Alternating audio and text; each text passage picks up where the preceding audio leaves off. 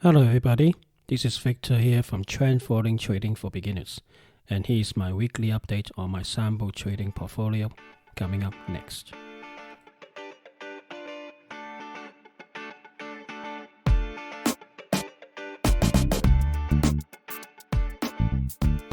Hello, guys. Welcome back. Another week. Another boring week as far as I'm concerned in the market concern. Nothing much happens. Monday was a bank holiday in UK and Memorial Day also for US, and January is when the two main markets are basically on holiday. There's not much going on in the market. But Tuesday we see the basically Dow Jones gone up like 500 points, and the rest of the market seems to go on up as well. And basically all this extra buoyance about the market is not the economy is not as bad or whatever, but I think a lot of it is just mirage. And then and Wednesday again it got another 500 points, so it's quite what you call unmarginable that within 2 days the market gone up 1,000 points or so, and the general the economy, the main street hasn't changed. Just people have been allowed to general easing of the lockdown in America and around the world as well, and as well as in UK. And then suddenly everything, people just think, oh, we'll be back to normal. I think all this is just, to me, as far as I'm concerned, is a mirage. And Thursday calmed down a bit, about 150 points, and just some correction. But Friday, everybody's been watching Friday because they worried what Donald Trump had to say about China with the security law going to be in Hong Kong and so forth. But at the end of the day, it's a non-event, and the market basically gone down like less than 20 points or something. But over the week, though, it's very quiet in the market. However, it's not really quiet in the U.S. Front. Basically, there has been basically a black guy, George Floyd, has been killed. Basically. By police brutality, and there's a lot of unrest going on, looting going on over the week, and that I think is still going on at the moment. It's very sad to me. I mean, I'm an outsider. I'm not from UK, US, and for me, US is always Hollywood. You know how wonderful the films are, and I love the US music and stuff. But I mean, there's two things I really don't understand generally in the American culture. Is one thing is about the guns. Okay, people say this is their way of life, but why do you have to allow everybody to have multiple guns in per household or per adult? And that's never quite understood by me. And then they're allowed to buy so many bullets. So if any of those get into the hands of some slightly mad person, how many people, especially children in school, got lots of school children got killed, and it's continuing. And it looks like the U.S. Generally just love for guns or whatever their right, but I just from outside point of view, I say, okay, if it's your right, can we just have one type of guns, and you allow up to a certain amount of ammunition? That's it per person, per household or something, and you have to go through stringent check and so forth, rather than some people have multiple type of guns and some are quite heavy duty. Just for me, just quite don't understand. And secondly, and it's basically tied down to these things on over the last week, is that black people seems to have been treated very badly, and just general racism, whatever, is around the world, everywhere. I mean, US is also there, it's also in UK, but the problem here is basically very much is police brutality. I think it's on two fronts. First of all, the black people got, just like in UK as well, get searched, and they ask for identity and stuff a lot more than Chinese, a lot more than white people, and they face that scrutiny every day, and it's not right. And secondly, the black people in America seems to get somehow it's always been viewed as a bad person, and for some reason, the general public as well as by the policemen. And people, you see, go to YouTube, you see a lot of people putting clips of films onto YouTube, saying how white people call the police because there's a black person in a vicinity, or selling bottle of water, or doing a barbecue, or don't know, just happen to picking rubbish, in front of the building.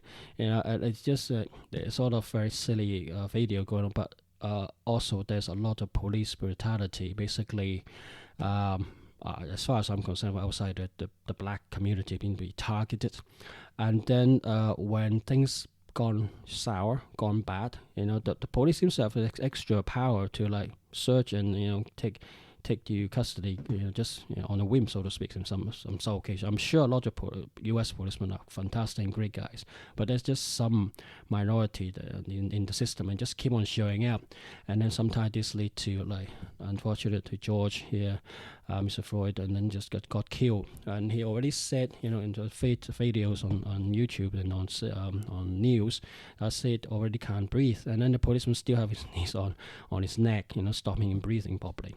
And it's only a matter of 8 minutes or 5 minutes, and the guy got killed just like that.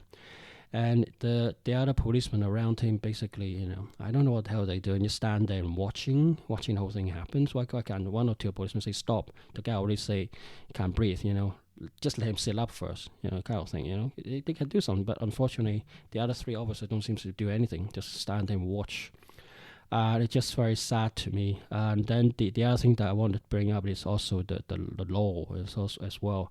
For some reason, black people seems to be a lot more scrutinized. It's discriminated. They don't get, the fair justice treatment. So, for example, if they find policeman was in the wrong, they try to get the system punish the prospective policeman. There seems to a lot of charges going through, and this time it's very surprising. When the mayor would basically charge a policeman very quickly, but previously it's like taking months and no actions, and even if they go through the judicial system, a lot of them got acquitted, and that's why a lot of pent up anger within the black people, as well as also the coronavirus doesn't help, and lots of people losing jobs and stuff. But that aside, the main problem here is basically brutality, and you actually see how the police was quite restrained initially. They even let the rioters burn the police station down, but then looting starts. And then a lot more rioting going on and burning down buildings and stuff. Now they got National Guard coming in. To me, I'm with the protesters, the peaceful protesters, to actually just like in Hong Kong as well, peaceful protests against the government. This against in here US is against the policeman brutality, but then always elements of bad apple, so to speak, and just looting and then rioting, burning things, burning buildings in this case as well. And you see how quickly the government, Donald Trump, saying, I will take over, the local governor cannot, control the situation, blah, blah, blah. To me, it's very sad that seeing all these things happening. And then the market don't seem to care about it. Just do its things, and none of those matters. And especially it doesn't even care if the economy is actually covered or not. But for me anyway, when I'm being Hong Kong Chinese, when I look at this, I feel very I personally feel there's double standard personally to the US. So you look at the Hong Kong Chinese protesting, don't like certain Chinese rules or laws are coming into effect. Want more freedom from mainland China and stuff. They protest just like anywhere in US or in the West. There's a lot of them is very peaceful, but sometimes yes, some of it turn increasingly violence over time. And then you look at those people compared to US, those people rioting, they just like common people cover their faces or something and just loot the place or burn things down. But you compare that to Hong Kong Chinese, especially those demonstrators, they are look at what they're wearing on the face. They have breathing apparatus. They're covering their faces really well. They all somehow seem to wear black, and you got a lot of them have a backpack, and have some sticks and stuff on metal bars with them. Beat up the policeman and kind of thing. And I was surprised that in Hong Kong there not many people got shot by the policeman, because the policeman is very restrained. Now if you compare that, I'm just waiting to see what happened in America. pardon my language, I don't want the violence continue. But if you continue, let's see how wonderful the policemen or the National Guard and Army will come in and how they treat the rioters. And Donald Trump say rightly, a lot of these are rioters and looters. They're not demonstrators. They're not peaceful demonstrators. So why is it that when Hong Kong Chinese doing similar thing, they burn down not houses really, basically a lot of going to shopping centers, basically just break things. Okay, just like in U.S. lootings and stuff, but it's doing in a shopping center and things, and those students covered all those people who were doing the destruction activity with umbrellas and stuff, and the U.S. Donald Trump or the government say that. They stand with the protesters. They don't seem to care that what the type of damage they have done. Especially also on BBC News as well, people has been arguing with those younger children to say stop rioting, stop all this violence because it's not good anybody. And just because of the difference of opinions. An old man basically just arguing with the younger generation about the demonstration and got set on fire. You see it actually on BBC, and not widely talked about in Europe as well as in US, but in Asia it is. You see that some people with hands on squeeze some lightable liquid on this old man and it's just set on fire. And I don't know how bad a person is, how bad he suffered, but basically it's burned right in front of people's phone and things like that. And also, there's also a cleaner who was just cleaning up the street after the demonstration, and then people were still demonstrating, and then those so-called peaceful protesters said throwing bricks and hit one of this cleaner's guy head, and then the guy died. Nobody got arrested, and that's all. And then this continue with the rioting and stuff, and worse still, they actually went into the local government and defaced the emblem of the Hong Kong flag and all sort of things, into the local council. I mean, would that happen? Let's say, there are people demonstrating in just outside White House. What happened if the demonstrator go in the White House and deface everything and broke things? You think the White House allowed that, not saying the army? And this is why I call it double standard. They don't seem to talk about this in Taiwan, in Hong Kong, kind of thing. And also, U.S. is talking, and also U.K. as well, say, this security law is bad for China, bad for Hong Kong, and then it just eroded the freedom and stuff. But remember, we also, Hong Kong doesn't have, internally, even under, after handing back for 97, doesn't have a rule to actually any laws really against, foreign government agencies or people backing from foreign agencies, government coming in, to mess things up. They have, I think BBC actually show on news to say there's some people in America, some woman who's linked to CIA in America and is seen in Hong Kong talking to some freedom fighter in Hong Kong, some of the well-known guys, and then basically got film on it, pictures taken, and then nobody on the West actually asked those questions. Why the hell the CIA, anybody who links CIA coming, do things in Hong Kong? And you look at the way the people, the demonstrators in Hong Kong, how they gear up and things like that. And it's Hong Kong Chinese really need, Hong Kong government needs some sort of law to basically stop all this organized rioting, basically. And peaceful demonstration, organized peaceful demonstration, fine, go ahead. You should do it anyway, just continue. But when they start looting things, and then burning places down, breaking restaurants and hotels, and not hotels really, but underground stations and things like that, it for almost a year, and continuously. And then the West didn't say anything. I said maybe on the news, did the West government say no, demonstrators have to stop? No. Nobody say anything. This is why I say double standard. It's okay to happen in another country. You call them freedom fighters. But when it's actually happening in US, you call them what? Rioters, looters, which I agree. But why did they call all those people who break things and stuff, rioters in Hong Kong freedom fighters? This is what I say, it's just double standard. And secondly, I think on Friday or Thursday, the UK government talk about allowing people in Hong Kong who are holding British passport overseas, BNO or something they call it, basically give the holder the basically without to stay in UK for 6 months without any visa, rather than like the 1 month visa you get when you enter in the UK.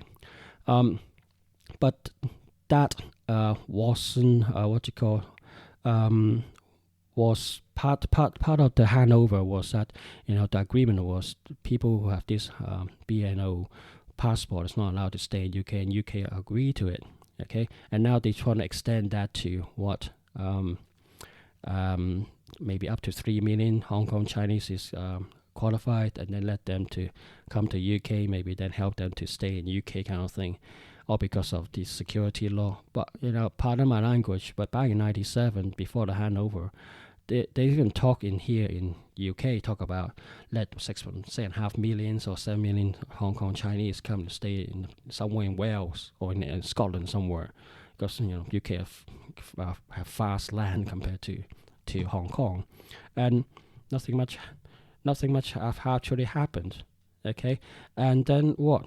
They actually decide not to take on so many Chinese. They only say also the Hong Kong agreement. They only say they only allowed people to stay up to 6 months, because as far as I'm concerned, UK government is not stupid. If they want the Hong Kong Chinese go there, they want the highly skilled Hong Kong Chinese and people with lots of money. But through that, they don't really need the BNO. They can just like ask them to do investment, or through normal migration channels. They can get all of those. But a lot of Hong Kong Chinese doesn't really want to come to UK. That's another thing as well. So for the UK government suddenly say, oh, China have this security law now, and therefore it's bad for Hong Kong Chinese, and then therefore let them come over. Well, it's the same thing as '97, when loads of people we really worry about China taking over Hong Kong, taking back their sovereignty, and people were fleeing then. Why didn't UK allow lots of people come to from Hong Kong to UK then? And it's sort of like more or less like a long event afterwards. And now suddenly, there's security law now, and therefore, let them come in. Again, I would just wait and see how much Chinese, Hong Kong Chinese are allowed to come in this country. But as far as I'm concerned, it's always a double standard. But what really gets to me is when I was born in Hong Kong and raised up in Hong Kong, they never gave us really one vote until very near the end of 97. In early or mid 1990s, they start to let people one man one vote for lower house, that kind of thing.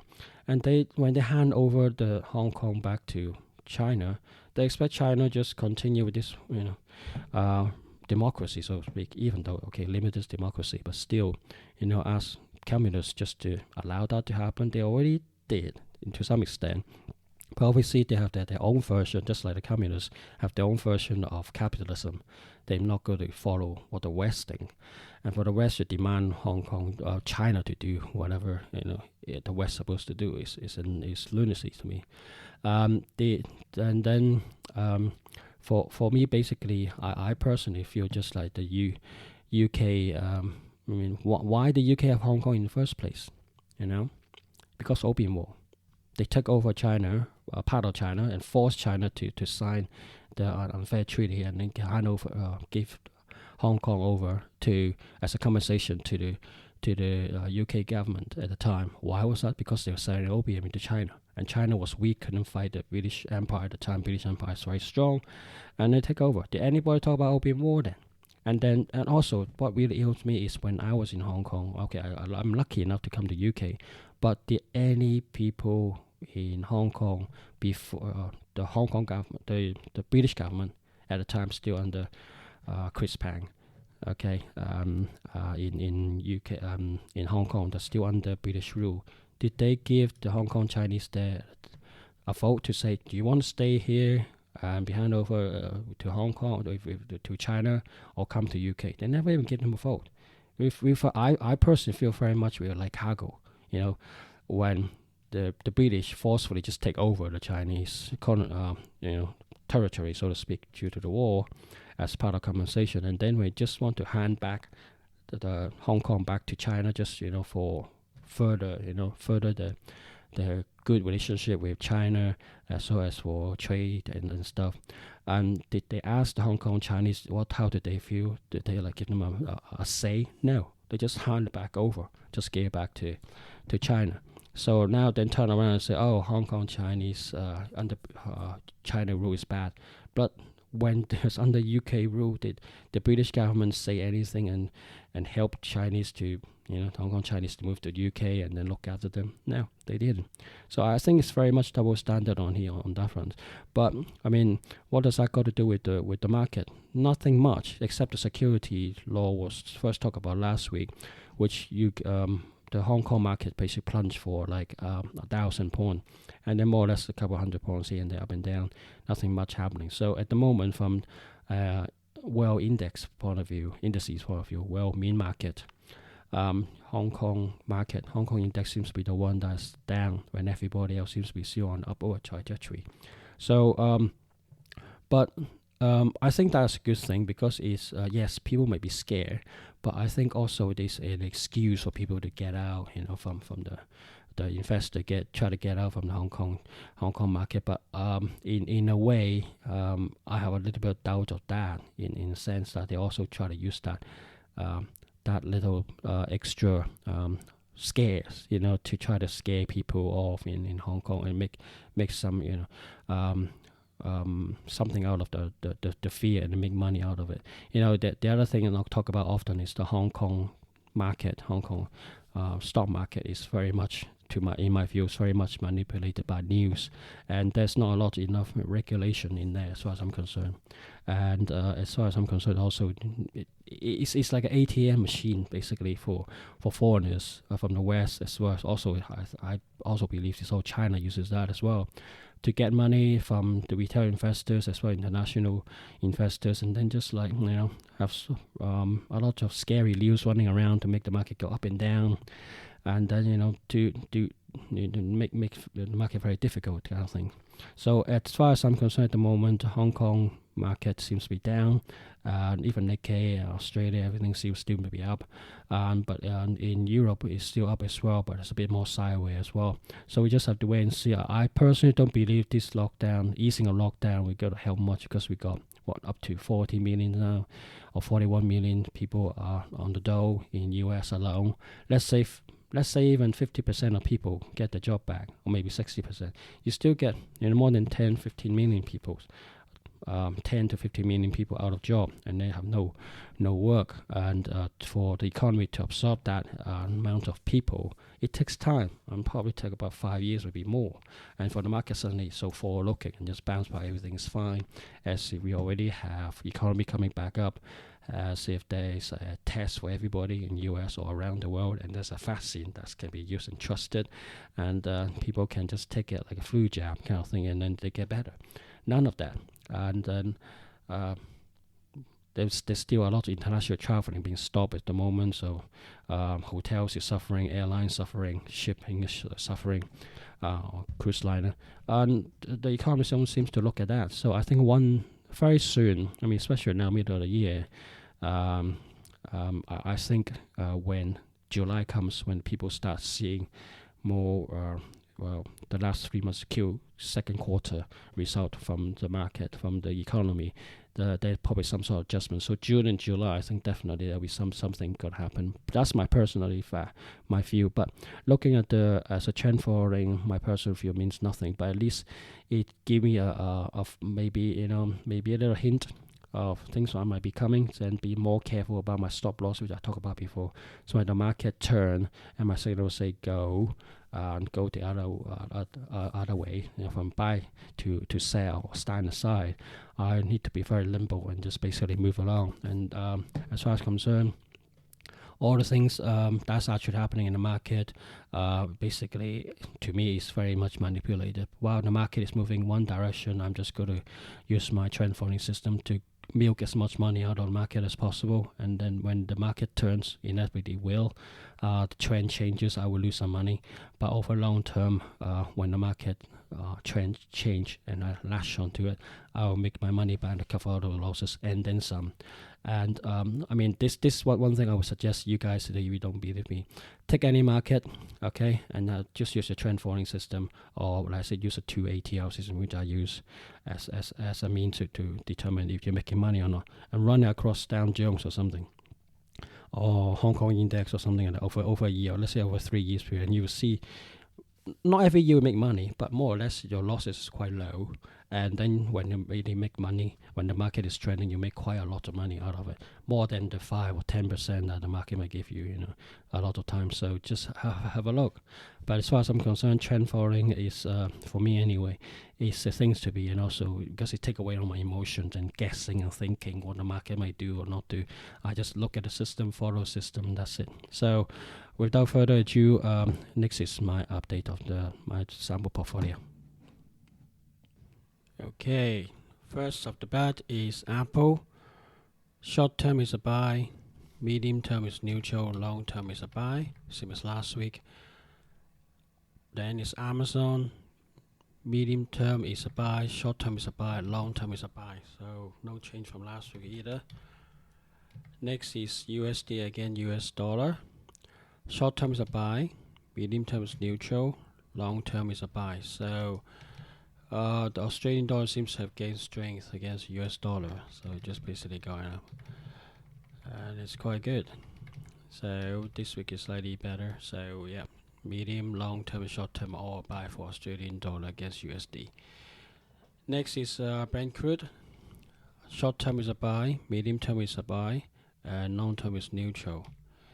And for crude oil, WTI, short term is still a buy, long term, medium term is neutral, long term is neutral. So there's slight increase of Brent crude and continue into the medium term, so it's quite good. DAX, short term is a buy, same as last week. Medium term this time now is turned to buy, so that's changed, and long term is still neutral. Same as for Dow Jones, short term is buy, medium term change to buy, and long term change to neutral. Same for FTSE 100 in UK. Short term is a buy, medium term is a buy, long term is neutral. After that is gold. Short term is a buy, medium term is neutral, long term is a buy. Next is Hang Seng. As I said before, Hong Kong index seems to just continue to go down. So short term is down, is a sell. Medium term is still neutral at the moment, and long term is still a sell. Is also a sell. Nasdaq. This is just similar to Dow Jones over there. In short term is a buy, medium is a buy, long term is a buy. Nikkei. Once again, same as Nasdaq. Short term is a buy, medium and long term are both buy now. So last week, medium and long term for Nikkei is neutral. So this week have changed to buy for both short term and long term for Nikkei. Silver, short term is a buy, medium term is neutral, long term is a buy. So same as gold. Next is USD against the Chinese yuan. Short term, medium, long term still a buy. That means the Chinese yuan is really weakening. Next is USD against Japanese yen. Short term is a sell. Medium term is neutral. Long term now is changed to neutral from sell last week. So basically just hover around, not doing much. Next is British pound against Japanese yen. Short term now is changed to buy. Medium term is neutral, long term is changed from sell to neutral this week. Similarly for British pound against USD, short term is still a sell, medium term is neutral, but long term is now also neutral. So there's some movement in British pounds here. Last week seems to, for the long term at least anyway, you have move up a bit, so it's only neutral state. Just have to wait and see. Bitcoin. Basically, same as last week. Short term is a buy, medium term is neutral, long term is a buy. Still having problem trying to break above that 10,000 mark, but have recovered a little bit. So it's sort of in between the 200-day moving average and 10,000 mark. So between like 9,000 ish to 10,000, just up and down. So it's a range at the moment. So until we actually see the price move above 10,000, this could be quite more or less like a sideways trade at the moment. Last but not least is TLT. Basically, the iShare 20 plus. Look at the bond. Basically, short term is a sell, medium term is neutral, long term is also neutral now. So what is basically happening? Looks like the indices around the world is in the Western world is continuing is ascend, and medium term now the turtle system 2 system is showing a buy for quite a lot of them, and there's also some changes to the foreign sea market. So by and large, it's more or less still very on a sideways trade to me, but slowly the medium train, sorry, S2, the turtle S2 system, or for the medium trade, seems to have turned some of the trades into buy zone. So we just wait and see. The uptrend since March has been quite dramatic, and we see a lot of V-shaped recovery on the share market, a lot of stocks and indices, but not the economy. Economy is now around the world just easing a lockdown, and we just have to see how the economy goes flash. But my view is basically just wait to see what happened, and July will be quite basically a true the true finding time when the market sees the second half of trade being reported in July, and then we see if the market actually hold up, or how much actually gone down. But in general view is first quarter and second quarter is going to be tanked, and third quarter and fourth quarter we'll see some recovery, and well into 2001. But with all these things going on at the moment, we have the trade war before, and then the virus, and now we got to be a recovery. We got a demonstration in Hong Kong coming back up because some law change, and US we got some unfortunately a black person died, and just not very nice, and then all the rioting going on as well. So how that going to affect the next quarter or something, or next 6 months, who knows? All this black swan event, nobody knows. The police brutality in US is well known, so to speak, as we probably well a lot of times. But then suddenly another flare of it coming out, and then another rioting going on. We'll just see how the market react to it. But last week anyway, seems to have taken on its drive. This ignores it. But if this rioting continue, there might be some reflection in the market. But bearing in mind, we're a trend follower. We don't care what everybody else says. We just look at the price. If the price is plugged into our system, says you have to go basically go from buy to short or sign aside, we just follow the rules and just say so and just follow that. So we just basically wait and see what happens in the coming weeks. Looks like it's rather boring sideways trades, not much movement at the moment, not as dramatic as like end of March coming back to early April, that kind of thing. But it's slowly ascending, but I think the rate of change has definitely slowed, and we just have to wait and see what happens next. So this is the end of this week updates, and I'll speak to you next week. Bye for now.